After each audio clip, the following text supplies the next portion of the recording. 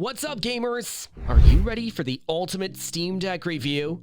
The Steam Deck is a handheld gaming PC that was launched a year ago, and it claims to be the best way to play PC games anywhere. But is it really that good, or is it just a hype?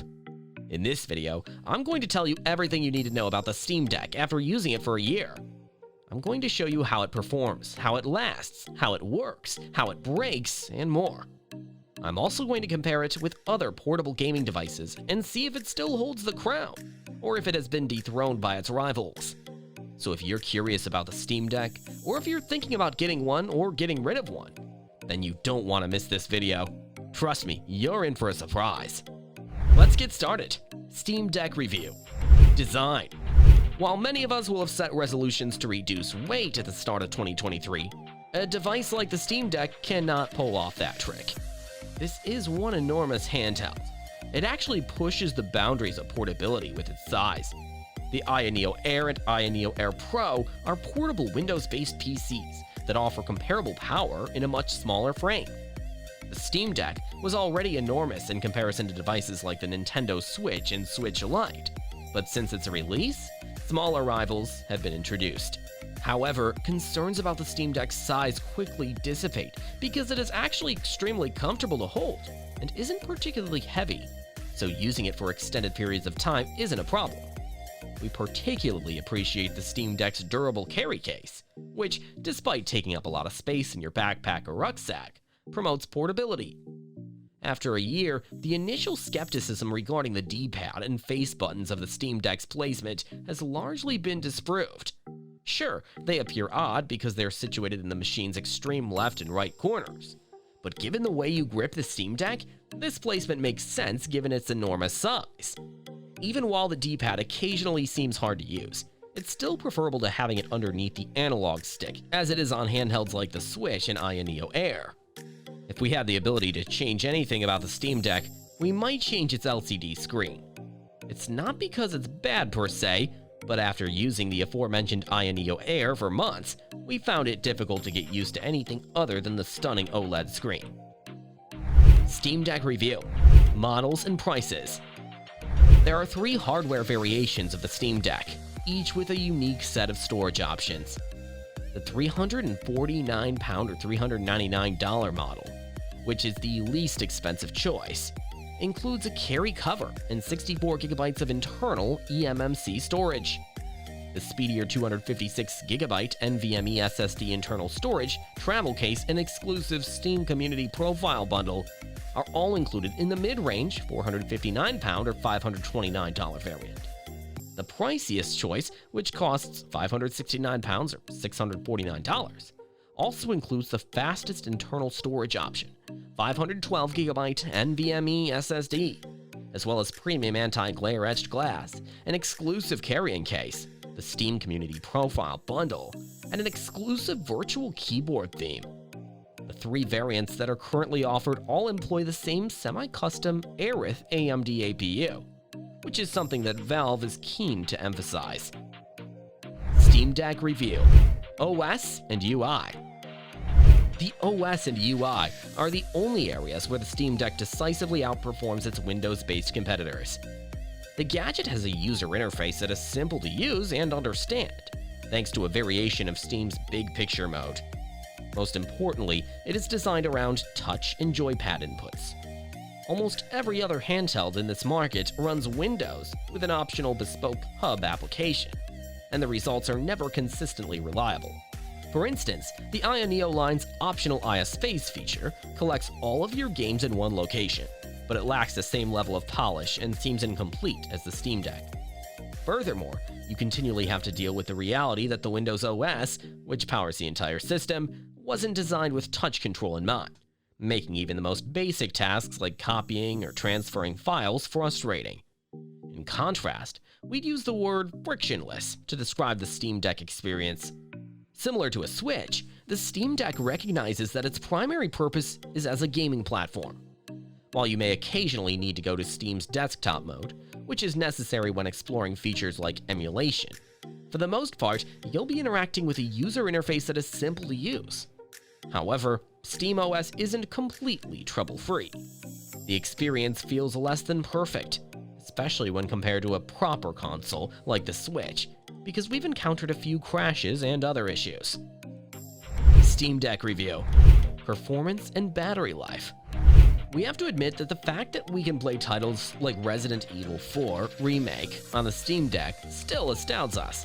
Most of Valve's claims that you could carry your Steam library with you wherever you went have come true, and a year later, many more games have been deck verified, so you can be sure you're receiving the greatest possible experience. Of course, there are exceptions. Some games include small print or need a mouse and keyboard to play correctly, but these are typically noted clearly at the time of purchase. Resident Evil 4's new remake runs at a reasonable level, even though a good deal of the graphical detail has been lost. We've very rarely seen a game demonstrate performance concerns that prohibit you from enjoying it on the deck.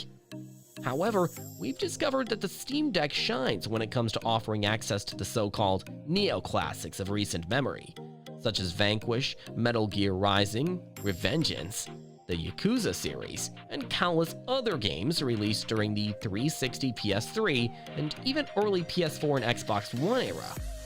These games look and function wonderfully, frequently much better than they did upon console release. The Steam Deck never feels like it's chugging or struggling because its internal technology was designed with portable gaming in mind, but its built-in fan can get very loud at times. Of course, the Steam Deck's endurance is of greater concern. The battery life isn't great. The quoted battery life from Valve is between 2 and 8 hours, which is a purposefully ambiguous estimate given that the device is anticipated to run both AAA current games and older PC games. Depending on the game being played, we discovered that we would usually get at least 2 hours, if not more, but we never came close to 8 hours. Even though this appears to be a problem on paper, the more time you spend using the Steam Deck, the less significant it is. When it comes to things like cell phones, we now expect to charge our devices at least once a day. And even the modest Nintendo Switch is something we find ourselves docking every day to guarantee it has a full charge the next day. It is the same with the Steam Deck. If you plan to use it frequently, you should plan to have it connected and charging at least once per 24 hours. Steam Deck review: games and emulation. It's not an overstatement to claim that Steam has the best digital storefront available right now, given the incredible selection of games it offers. Even the claim that it lacks the valuable platform exclusivities of its competitors is no longer valid. While God of War, Forza Horizon 5, and Halo Infinity are present and correct, and most notable third-party games these days are released on Valve's platform. Zelda Tears of the Kingdom won't be there anytime soon. Not every game will function as expected on the Steam Deck, as we've already mentioned, but the majority of well-known titles do. When you first turn on the system, it may be rather scary, especially if you already have a large Steam library. There's so much available that it can be difficult to know where to start, but that is a fantastic problem to have. After spending a lot of time with the gadget, it becomes obvious that the Steam Deck is the ideal method to utilize your Steam collection. Its portability enables you to reduce your digital pile of shame. However, the capabilities of the Steam Deck go much beyond what is currently available on Steam. This device is ideal for emulation, and is able to match the performance of pretty much every game system before the PS3 and Xbox 360, just like its Windows-based counterparts. EmuDeck, which can be installed via the Steam Deck's aforementioned desktop mode, automatically downloads and configures your emulators, and even goes so far as to source icons and artwork for individual games. So they seem like standard titles in the main Steam UI. You'll still need to do some fiddling to get things up and running. Once everything is set up, there's no more resistance. The Steam Deck performed admirably when we downloaded a number of PlayStation 2 and GameCube titles. Playing popular games like Gradius 5 and F-Zero GX while you're on the go is a plus, and the performance is good enough that you never get the impression that the device is having trouble. Beyond this, you can replicate Wii U and PS3 games, although as you might expect, this is a little more work, and the results are frequently a little underwhelming. Nevertheless, it is abundantly evident that the Steam Deck is a beast for playing old games on the go. Steam Deck review. Conclusion. We're happy to say that after a year, the Steam Deck has only grown more appealing.